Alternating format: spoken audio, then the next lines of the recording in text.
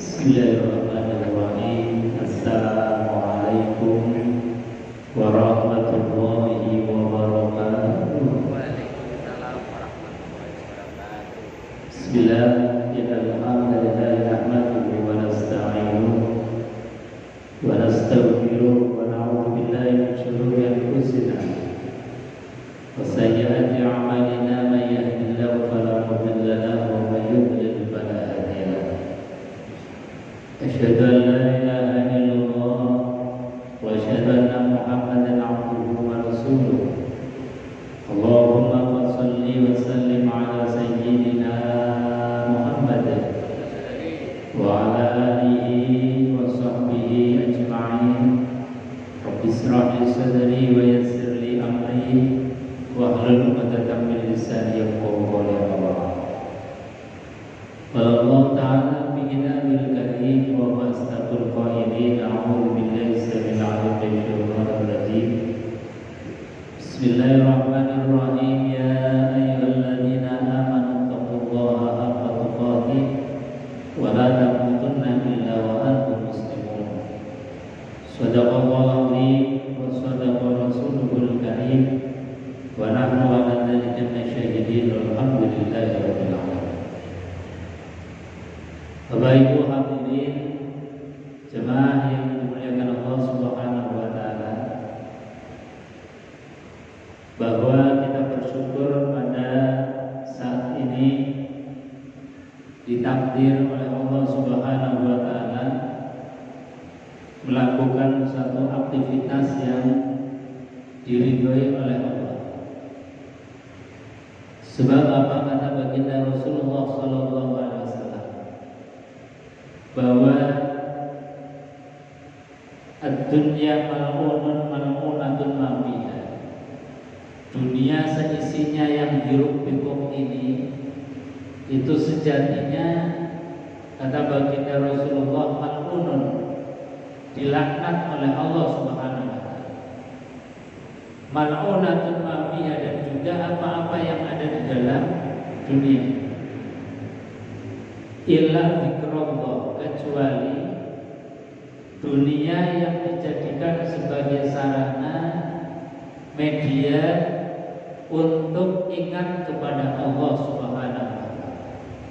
Au aliman au muta'alliman, atau dunia yang dijadikan sebagai sarana untuk belajar ataupun untuk mengajar. Baru dunia itu baru bermakna, bernilai di hadapan Allah Subhanahu wa taala. Maka alhamdulillah, makan yang tadi kita masukkan ke dalam mulut kita sejak dari pagi, kita gunakan untuk beribadah kepada Allah, rukuk dan sujud. Sore hari ini kita juga tetap rukuk dan sujud melaksanakan sholat maghrib. Juga kita lanjutkan untuk zikrullah, mengingat Allah, mempelajari ayat-ayatnya Allah, mendapatkan nasihat dari Allah melalui Al-Quran dan juga sunnah baginda Rasulullah Sallallahu Alaihi Wasallam. Insya Allah semua yang kita makan, yang kita nikmati, menjadikan itu mendatangkan rahmat dari Allah Subhanahu Wa Taala. Amin Allahumma amin. Bapak Ibu hadirin jemaah yang dimuliakan Allah, kita lanjutkan kajian kitab Al-Hikam. Sudah pada bab yang ke-10. Di bab yang ke-10 ini Al-Imam Athaillah As-Sakandari itu mengajarkan kepada kita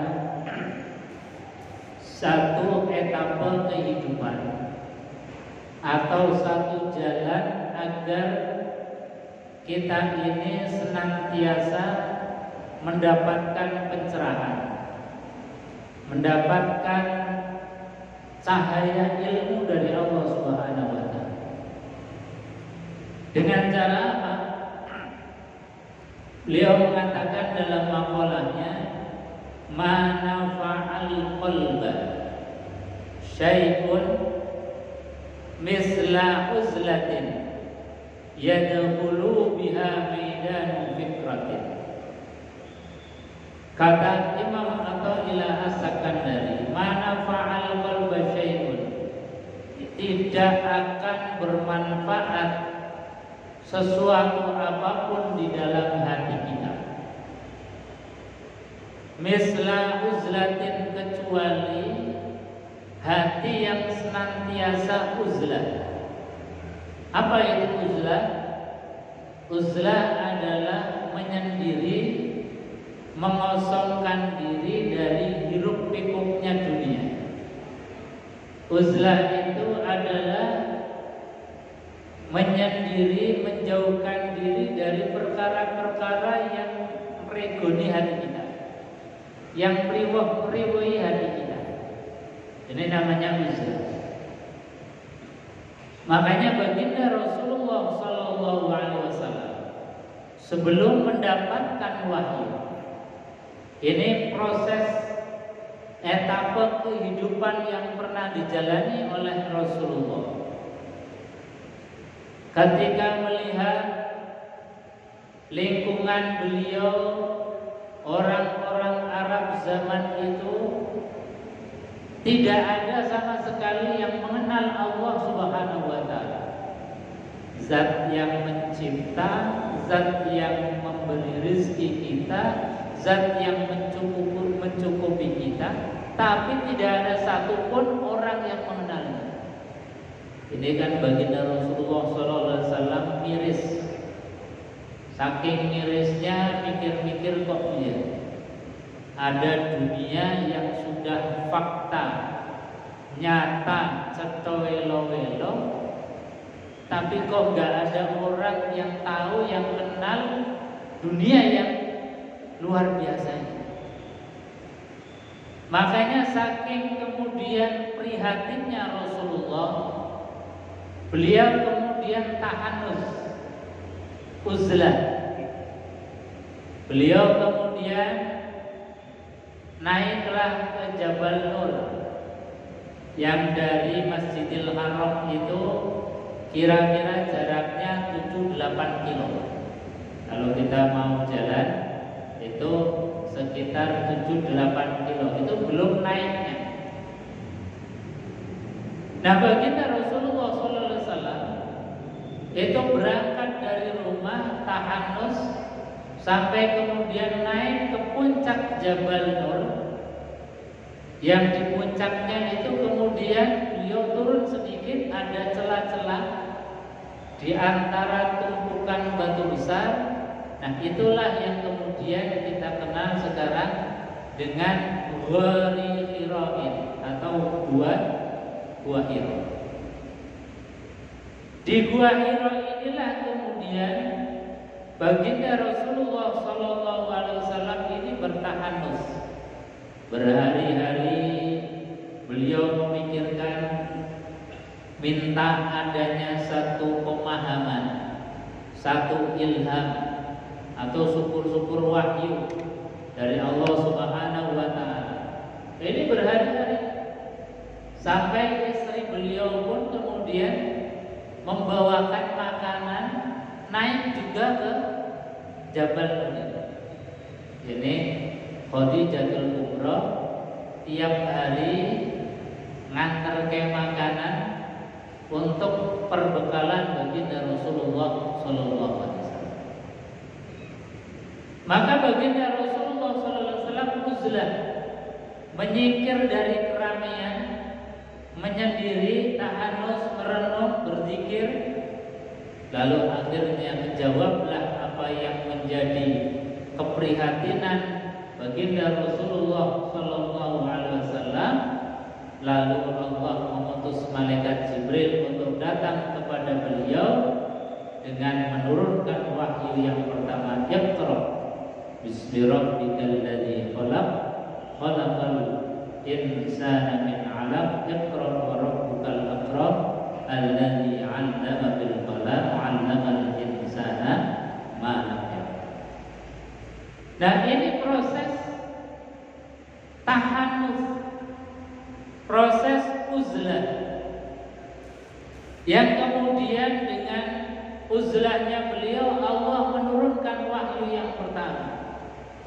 Dalam keadaan belum pernah kenal dengan sosok yang datang, yaitu malaikat Jibril, Nabi Muhammad SAW sampai gemetaran, disuruh membaca Iqra ya Muhammad ma'ana biqari. Apa yang harus saya baca? Di situ nggak ada tulisan. Kalaupun ada tulisan, Kanjeng Nabi nggak bisa baca karena umi. Ma'ana biqari. Didekap lagi oleh malaikat Jibril dengan dekapan yang lebih kencang lagi. Iqra ya Muhammad ma'ana biqari. Sampai 3 kali kemudian malaikat Jibril akhirnya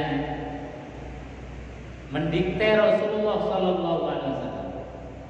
Iqra bismi rabbikal ladzi khalaq, khalaqal insana min 'alaq, sampai ayat yang kelima. Nah, inilah proses awal pertama kali turun ketika baginda Rasulullah sallallahu alaihi wasallam dalam keadaan tahanus beruzlah. Nah, Al-Imam Athaillah As-Sakandari mengajarkan kepada kita, mana fa'al qalba syai'un. Tidak ada sesuatu pun yang bermanfaat di dalam hati kita kecuali hati ini diajak untuk uzlah. Uzlah tadi menyendiri dari keramaian agar kita mendapatkan nur dari Allah Subhanahu wa taala.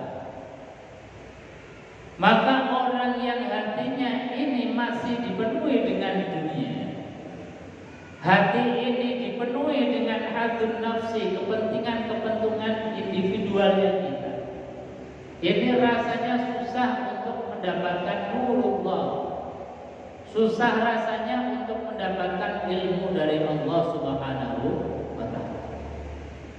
Maka makalah Al-Imam Athaillah As-Sakandari ini menjadi teori sosial dalam pendidikan. Ini luar biasa.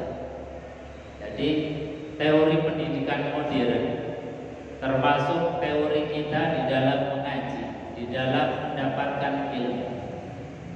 Kalau kita ini datang kepada guru, datang kepada majelis ilmu, kemudian hati ini tidak dikosongkan terlebih dahulu, hati ini merasa sudah penuh dengan ilmu yang kita bawa, maka jangan harap kemudian kita mendapatkan ilmu dari guru yang kita datang. Maka gambarannya seringkali guru-guru kita menggambarkan, kalau kita datang ngaji, datang belajar, maka hati ini kalau bagikan gelas, meskipun gelas ini misalnya sudah penuh dengan ilmu sebelum kita hadir di majelis ilmu, maka gelasnya dikosongkan dulu. Sebab apa? Kalau kita hadir dengan hati yang sudah penuh, maka kita ilmu yang kita dapatkan tidak akan kemudian masuk ke dalam hati, bleber semua.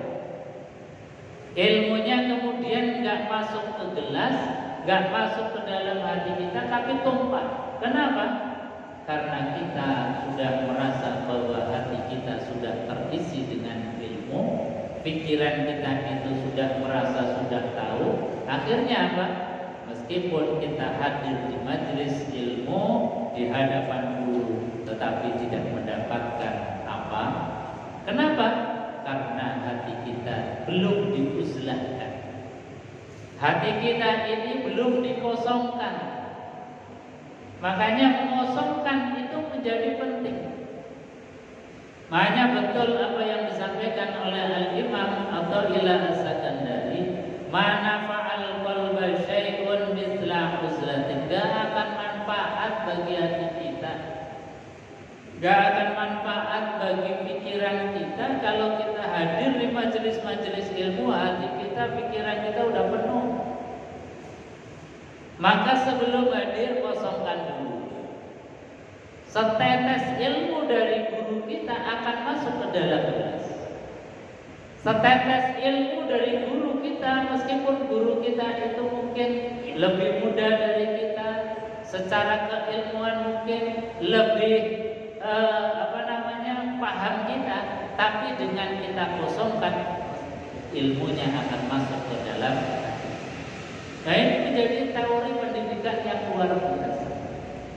Maka seringkali banyak orang yang kemudian ngaji tiap hari, ngaji kalau ada majelis ilmu datang. Tapi kenapa ilmunya nggak ada bekasnya? Karena tadi ketika hadir belum diuzlahkan dulu, hatinya belum dikosongkan, hatinya masih penuh, merasa sudah bisa, paling seperti ini. Maka kata baginda Rasulullah Shallallahu Alaihi Wasallam, beliau mengatakan bahwasanya undur maqala wala tandur maqala. Ini satu teori dalam pendidikan, dalam mengosongkan hati, mengosongkan ego, mengosongkan pikiran. Nabi mengatakan undur maqala, lihat apa yang disampaikan. Kalau yang disampaikan itu benar dari lisan siapapun, kalau hati kita kosong, insya Allah jadi ilmu. Siapapun yang ngomong, kalau hati kita menerimanya dalam keadaan hati yang kosong, pikiran yang kosong, hati yang uzlah, hati yang dikosongkan dari kepentingan-kepentingan dunia kita, sekalipun itu keluar dari musuh kita, orang yang paling kita benci, tapi itu kebenaran, maka kebenaran itu akan mudah masuk ke dalam hati. Tapi coba ketika kita hadir di majelis ilmu, yang datang si fulan ustadz terkenal, ustadz viral, ustadz yang mungkin dieluh-elukan oleh masyarakat, tapi hadirnya kita hanya karena viralnya. Sementara hati ini tidak dikosongkan, pulang tidak ada asarul minal ilm, gak ada bekasnya ilmu sama sekali. Makanya sekali lagi teorinya Al-Imam Athaillah As-Sakandari itu luar biasa, bahkan menjadi teori pendidikan modern. Kalau orang datang hadir belajar, merasa sudah tahu, merasa sudah bisa, jangan harap pulang dari majelis kemudian membawa ilmu dari guru yang didengarkan. Tapi kalau hadir di majelis ilmu dengan hati yang uzlah, mengosongkan diri, apalagi dari kepentingan-kepentingan dunia, yang dunia ini senantiasa racunnya hati. Seperti tadi di awal saya sampaikan, baginda Rasulullah SAW mengatakan ad-dunya mal'unatun mal'unun ma fiha. Dunia ini zatnya dilaknat oleh Allah, dibenci oleh Allah. Maka agar dunia ini tidak mengotori hati, ketika kita akan mendapatkan dan ingin satu pencerahan ilmu dari Allah Subhanahu wa Ta'ala, penyakit-penyakit ini, reget-reget kotoran ini harus dihilangkan dulu. Makanya disinggahi dulu masalah-masalah ke dunia. Hanya kalau bisa, ini dalam majelis-majelis taklim manapun, itu meskipun seperti ini dihidangkan makan atau snack, dihidangkan minum, tidak usah minum ketika dalam majelis. Dalam majelis manapun, misalnya ada pengajian, ada snacknya, ada makanan, ya biarlah ada snack, ada makan, ada minum, biarkan dulu. Fokus terhadap ilmu, karena ilmu tidak akan masuk ke dalam hati kita bersamaan dengan dunia. Di antara dunia adalah makan, minum. Maka dalam pendidikan manapun gak ada orang sekolah kemudian guru nerangkan sambil makan, sambil minum. Karena gak akan masuk ilmu berbarengan dengan perkara-perkara dunia. Ini menjadi penting. Kadang kita pengajian di mana-mana, ngajinya rutin, tapi di situ ada snack, ada gorengan, ada roti,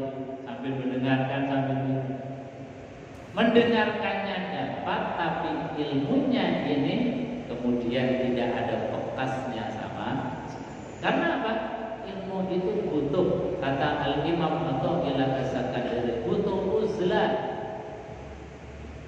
butuh kosongkan hati ini. Syukur-syukur kita dalam mencari ilmu itu kosongkan betul badan perut kita dengan puasa. Makanya riyadhah santri-santri dulu yang sedang belajar, ketika menuntut ilmu itu diiringi dengan mengosongkan perut betul-betul. Jadi dengan puasa itu nurnya, meskipun kadang-kadang nuwun saya belajarnya sambil ngantuk-ngantuk, tapi nurnya dapat, asarul ilminya dapat. Ilmunya itu nyantol, meskipun yang nyantol sedikit tapi dapat. Berbeda dengan ketika hati itu penuh, dapatnya banyak tapi blender semua, nggak ada yang nyantol sama sekali. Nah ini sekali lagi teori yang disampaikan oleh Al-Imam Athaillah As-Sakandari itu menjadi teori dalam didaktik metodik atau teori pendidikan modern. Ini menjadi luar biasa. Apa itu? Satu, kosongkan hati kita. Karena tanpa adanya uzlah itu senantiasa hati ini pengennya diisi dengan hiruk pikuknya dunia. Jadi kalau dunia ini gak ada habisnya.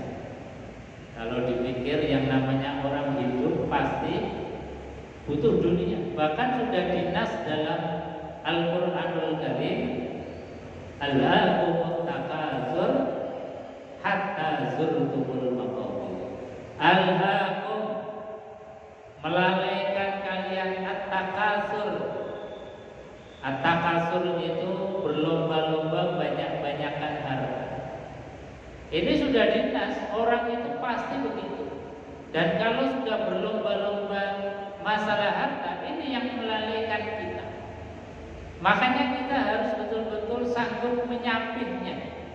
Disapih dulu. Kapan waktunya kita fokus terhadap ilmu, cahaya hidayah dari Allah. Kapan kita fokus untuk urusan dunia. Jadi kalau pas lagi ngaji, ya fokus ngaji dulu. Fokus ngaji, biar apa? Uzlah hati kita, kosongkan hati. Insya Allah meskipun satu kata, satu kalimat, nanti ada bekasnya di dalam. Rasanya masih mengiang, masih kemudian teringat. Kalau dalam teori psikologi modern itu ilmu langsung masuk ke dalam long term memory, memori yang terdalam. Kalau ilmu pemahaman sudah masuk ke dalam long term memory, memori yang terdalam, itu susah sekali untuk lupa. Ini ilmu yang kalau ditancapkan hati dalam keadaan kosong, hati yang tidak ada penyakit-penyakit dunianya, itu ilmu nancapnya atau mancepnya luar biasa, susah untuk hilang. Mudah untuk kemudian ketika kita butuhkan ilmu itu muncul. Ketika kita butuhkan ilmu itu kemudian mengingatkan kepada kita. Itu ilmu yang sudah masuk ke dalam long term memory kita, memori terdalam, susah untuk lupa. Tapi kalau ilmu ini tidak ditanamkan di dalam hati yang terdalam, sebagaimana dalam makalah yang kemarin itu bahwasanya Al-Imam Athaillah As-Sakandari mengajarkan kepada kita, idfin wujudaka fi ardil umul fama nabata mimma lam yudfan la yatimmu tanahijah. Kata beliau, idfin, tanamlah. Apa yang ditanam? Wujudaka, wujud kita fi ardil umul, di dalam bumi yang dalam. Wujudnya kita di dalam mencari ilmu, tanam dalam memori kita. Maka harus dibuka. Kalau ilmu datang sementara tadi hati tidak dibuka, ini nggak bisa menanam pemahaman ilmu sampai dengan memori yang terdalam, long term memory. Jadi masih di permukaan pemahamannya. Makanya sering ada istilah ngajinya barlen, bubar kelalen. Kalau sudah keluar dari majelis, ilmunya ikut hilang. Kalau sudah keluar dari pengajian, pemahamannya ikut keluar. Karena apa? Karena memorinya sebatas permukaan saja, nggak sampai dibenamkan ke dalam fil ardil umur, dalam hati atau bumi yang dalam hati yang terdalam. Maka caranya gimana? Al-Imam Athaillah Sakandari tadi mengatakan bahwasanya di antara caranya adalah uzlah, dengan uzlah. Hati itu dibersihkan dari masalah-masalah dunia. Jadi pekerjaan selekkan dulu. Masalah rumah tangga itu biarkan nanti setelah ngaji dipikirkan lagi. Masalah urusan kantor, urusan masyarakat, kalau pas ngaji jangan dibawa. Karena apa? Itu biduk, itu menjadi penyakit hamanya daripada pemahaman dan ilmu kita. Jadi betul-betul kita hadir di majelis ilmu itu betul-betul uzlah. Sudah pokoknya masalah-masalah apapun selehin. Kita hadir di majelis ilmu, urusan keluarga, anak tak tinggal dulu. Saya tak ngaji. Hadirnya kita di majelis ini namanya uzlah. Badan kita sudah uzlah, tapi belum tentu pikiran kita uzlah. Mungkin badan kita di sini pikirannya masih ada yang di rumah, pikirannya masih ada yang ngurusi kantor, pikirannya masih ada ngurusi macam-macam tentang perkara dunia kita. Maka zahirnya kita uzlah, datang di majelis ilmu, pikiran dan hatinya juga harus sama. Makanya ini saya baca luar biasa, satu kalimat dari beliau, tapi ini mengandung satu dasar-dasar pendidikan, dasar-dasar teori-teori ngaji yang sejatinya ngaji seperti itu. Jadi misalnya nanti di masyarakat ada ngaji yang disiapkan, siapkan minum. Yang kita yang sudah ngaji, biarkan minumnya untuk nanti kalau sudah ngaji. Snacknya dimakan nanti setelah ngaji. Syukur-syukur kita menjadi budaya kan. Ilmu ini kita sampaikan kepada masyarakat, sehingga apa? Ngaji dulu, baru snacknya keluarnya setelah ngajian. Gak ganggu. Kadang-kadang di sini kiainya sudah mulai ceramah, panitia ngider ke snack, sudah ganggu ustadznya, kiainya yang lagi ceramah, ganggu juga jamaah. Padahal itu sejatinya kata Al-Imam Athaillah Sakandari, gak usah dulu ngaji fokus. Pokoknya urusan dunia, diantara urusan dunia adalah urusan perut, makan minum, tinggalkan. Fokus terhadap ilmu dari Allah Subhanahu wa ta'ala. Hadirin jemaah yang dimuliakan Allah Subhanahu wa ta'ala. Kata beliau, yadkhulu biha maidanu fikrah, akan masuk ke dalam hati yang uzlah, maidanul fikrati, pikiran yang terendapkan, pikiran yang tercerahkan. Ini satu kalimat yang luar biasa. Hati yang sudah uzlah itu pikirannya kelola ilmu itu gampang. Hati yang kosong itu menerima ilmu gampang, ngelola dipikirkan gampang, nanti untuk dilakukan juga ringan.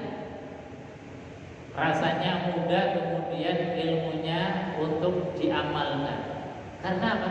Karena hatinya ini menerima dengan penuh, menerima dengan ikhlas, menerima dengan hati yang lapang.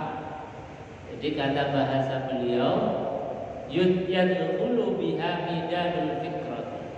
Medan pikiran itu medannya jadi luas. Pikiran itu kemudian tercerahkan.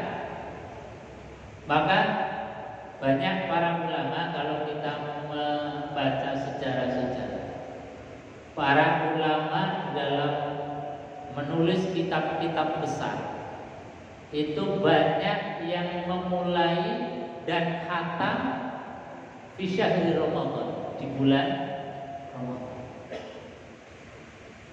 Banyak para ulama yang menulis mengarang kitab yang memulainya dan khatamnya itu di bulan Ramadan. Karena fokus ketika perut ini dalam keadaan kosong, fokus ketika hati dalam keadaan kosong, tidak banyak yang penyakitnya, maka ini menjadi hal yang luar biasa. Jadi mengosongkan hati menjadi medan pikiran yang sangat jernih. Maka pernah Presiden Habibie itu ketika masih belajar di Jerman, itu tetangga kamarnya seorang Yahudi yang cerdasnya sama-sama seperti Habibie. Ketika kemudian seorang Yahudi tadi, temannya Habibie, tanya, kenapa ini beliau punya kecerdasan yang luar biasa? Maka di antara jawaban beliau itu, beliau tidak atau jarang sekali meninggalkan puasa Senin dan puasa Kamis. Jadi seorang ilmuwan, teknokrat, seorang presiden, seorang yang luar biasa, tetapi dalam menjalankan puasa Senin Kamisnya tadi nggak pernah ketinggalan. Dan beliau mengatakan bahwasanya di antara kecerdasan yang kami dapatkan, ya barangkali karena beliau senantiasa rutin untuk puasa Senin. Dan ini satu fadilah, keutamaan yang memang beliau rasakan sendiri. Dan para ulama, guru-guru kita dulu kalau di pesantren, ya riyadhahnya di antara pelatihan yang terus-menerus adalah membiasakan santri itu untuk mengosongkan perut, mengosongkan hati dari perkara-perkara dunia yang mengganggu ilmu. Makanya sekarang ini agak miris kan, anak di usia pendidikan ini kemudian dipegangi HP. HP itu kan urusan dunia. Kalau dunia itu dulu sebelum ada HP paling kita tahu ya Semarang, Jawa Tengah. Tapi dengan adanya HP sekali buka, itu dunia sudah di dalam genggaman. Nah, kalau orang yang dalam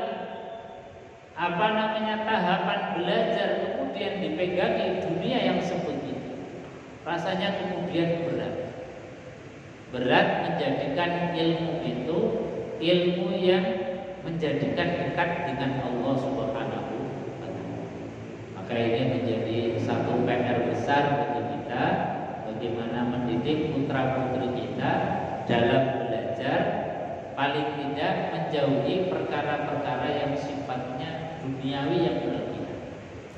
Ini menjadi saran dari apa yang disampaikan oleh Imam Athaillah As-Sakandari, ma nafa'al qalba syai'un misla uzlatin yadkhulu biha midan fiqratin. Jemaah yang dimuliakan Allah, ini juga beliau sarikan dari sirah-sirah para nabi Yang para nabi termasuk tadi baginda Rasulullah SAW sebelum menerima wahyu yang pertama uzlah. Nabiullah Musa alaihissalatu wassalam ketika mau menerima wahyu di Bukit Sinai, itu beliau juga uzlah terlebih dahulu 40 hari. Jadi memang hampir semua nabi itu mengalami proses tadi, menyendiri, uzlah, jauh dari kerumunan orang banyak. Bahkan Nabiullah Isa alaihissalatu wassalam itu sejak kecil uzlah. Jarang sekali Nabiullah Isa itu ketemu dengan khalayak, ketemu dengan orang banyak, jarang sekali. Bahkan Nabiullah Isa alaihissalatu wassalam uzlahnya dalam hal makan misalnya, itu nggak pernah terekspos, nggak pernah terlihat oleh orang banyak. Makanya saking priainya kemudian disalahpahami oleh umatnya. Oh ini kok kayaknya nggak pernah makan, kemudian dianggap sebagai Tuhan. Nah ini salahnya, jadi salahnya saking kadung priainya nggak pernah terlihat terekspos makan dan minumnya, nggak pernah kumpul banyak orang, akhirnya kemudian dianggap sebagai Tuhan. Makanya Nabi SAW yang diangkat menjadi Nabi dan Rasul itu setelah dalam tanda kutip kasusnya Nabiullah Isa dianggap sebagai Tuhan. Makanya kemudian Nabi itu kalau makan, kalau minum itu kadang bareng-bareng sama para sahabat. Tidak jarang Kanjeng Nabi itu makan bareng sahabat. Barokahnya apa? Nabi kemudian makan terekspos, dilihat oleh sahabat, maka sahabat itu kemudian bisa meniru cara makannya Kanjeng Nabi. Oh, Nabi kalau makan dengan menggunakan 3 jari, karena memang yang dimakan itu adalah kurma. Oh, Kanjeng Nabi kalau makan pakai tangan kanan, bisa langsung dicontoh.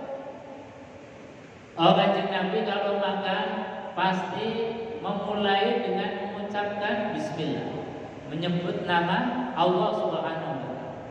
Tidak akan mungkin pelajaran Nabi makan diawali dengan bismillah tanpa diketahui oleh para sahabat. Maka sekali lagi barokahnya Nabi itu kalau makan minum dilihat oleh sahabat, maka bisa ditiru dengan mudah. Oh, caranya Nabi kalau makan tangan kanan membaca bismillah. Oh, Nabi kalau makan itu senantiasa mencari makan yang dekat, bukan yang jauh kemudian sampai melompat di jalan tidak. Tapi itu dari yang dekat. Ini cara Kanjeng Nabi mengajarkan secara langsung yang bisa dilihat, diekspos oleh khalayak ramai. Sehingga itu menjadi sunnah. Beda dengan apa yang dilakukan oleh Nabiullah Isa, makan saja gak pernah terlihat. Lah bagaimana mau meniru? Nah, Kanjeng Nabi karena menjadi uswah hasanah, teladan, maka harus dilihat. Ini barokahnya Kanjeng Nabi. Makanya Kanjeng Nabi Muhammad SAW dalam masalah sifat basyariahnya seringkali diperlihatkan. Nah, Nabiullah Musa alaihissalam ini ketika mau mendapatkan wahyu dari Allah Subhanahu wa taala pun uzlah. Artinya apa? Bahwa faktor mengosongkan hati, menjauhkan hati diri kita daripada dunia itu menjadi faktor penting.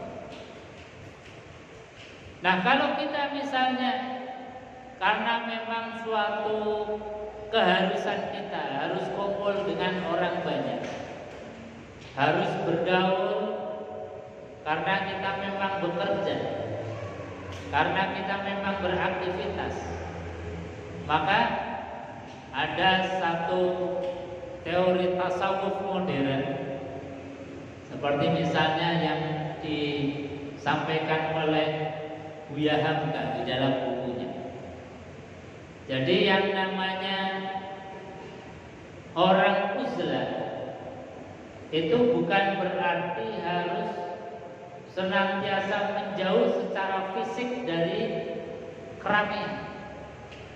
Boleh jadi ketika kita memang harus berada di keramaian, makanya sudah kita membaur dalam keramaian, tapi uzlahkan hati kita. Nah, ini yang kita ini mungkin butuh perjuangannya di sini. Fisik kita mungkin ketemu kumpul dengan orang banyak, tapi kita menguzlahkan hati sehingga bahasanya sepi ing rame. Jadi dalam keramaian tapi kita bisa menyepi. Dalam keramaian, dalam hiruk pikuknya dunia, tapi kita bisa menyepikan diri kita, mengosongkan diri kita. Itu dalam tasawuf menurut Hamka itu tasawuf yang spektakuler, model luar biasa. Karena kalau kita ini uzlah dengan menyendiri itu agak ringan. Jadi apa namanya, ujiannya ini nggak terlalu berat. Ya, karena kita sudah menyendiri, nggak mungkin kemudian ada orang ngajak, ayo ngopi, ayo jalan-jalan ini bareng, kan nggak mungkin. Karena apa? Fisik kita sudah menyendiri. Tapi kalau ada orang